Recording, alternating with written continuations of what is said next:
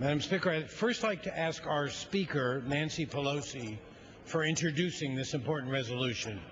Speaker Pelosi's commitment to human rights generally and Tibetan human rights specifically is deep, well-established, and unwavering.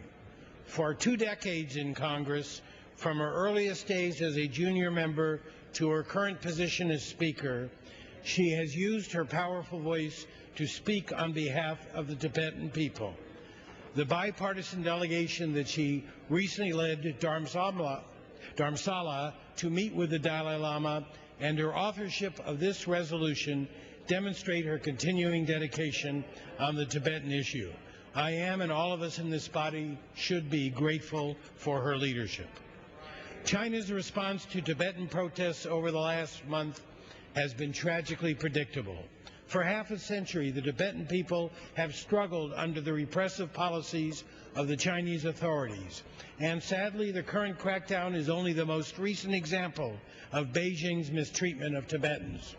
As the world watched events unfold inside China, we were sickened not only by the shock of seeing images of Chinese authorities beating Tibetans in the street, but also by the realization that these are images we have seen before and fear we may see again.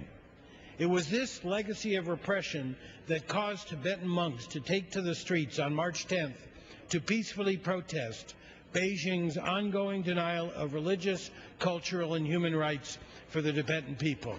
And sadly, it was the same legacy that caused Beijing to respond with excessive force and a propaganda campaign designed to stoke Chinese nationalism by demonizing Tibetans and their spiritual leader, His Holiness, the Dalai Lama.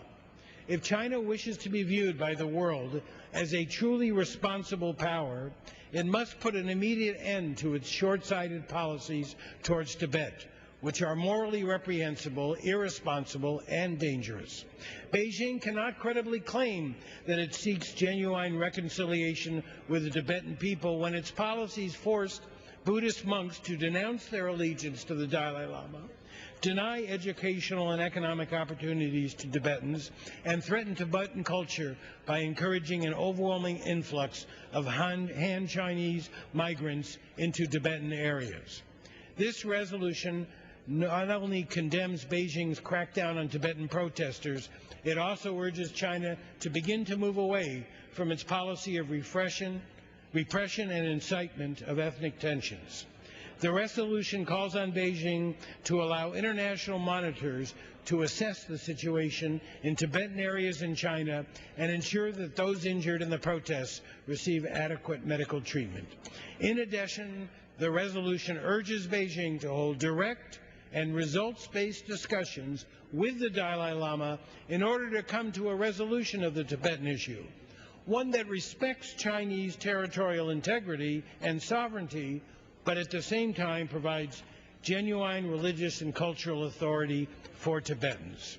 The resolution instructs the Department of State to reconsider its decision not to include China among the countries with the world's worst human rights records in the Department's 2007 Human Rights Report.